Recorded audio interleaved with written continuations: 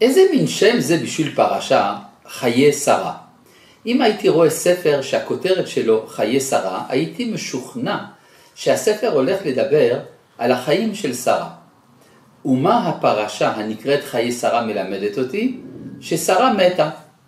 מספרים לי על מותה, איך היא נקברה. הדבר הזה מוזר, אלא אם כן נבין שהמסורת התכוונה לומר, כשהיא קראה לפרשה בשם הזה, שהחיים האמיתיים של שרה מתחילים דווקא עם מותה.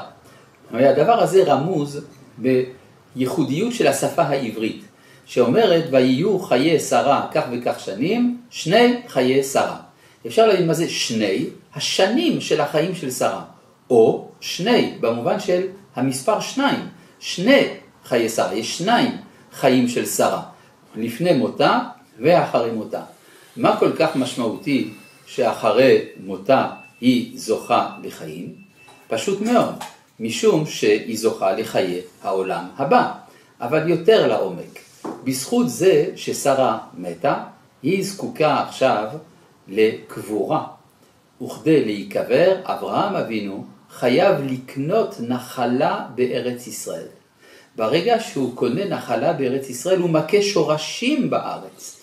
כיוון שהוא מכה שורשים, הוא מתחיל לממש את הברית שהקדוש ברוך הוא כרת עמו ועם זרעו, לתת לו את ארץ כנען. מכאן ואילך מתחילים החיים הלאומיים. תמיד שואלים, האם היה צריך להתחיל את החיים שלנו על ידי קניית קבר, או קניית פרדס, או שדה? בפרדס או בשדה יש שם חיים, אלא שיש הבדל. אם מדובר בשדה או בפרדס, הזכות להשתמש במקום זה אם אני מאבד אותו.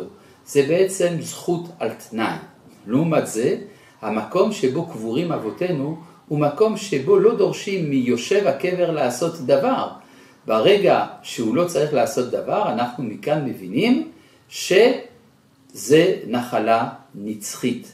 הקשר שלנו עם מערת המכפלה, המקום שבו קבורים האבות, הוא זה שנותן לנו קשר של חיים שלמים עם כל מלוא רוחב ארצנו.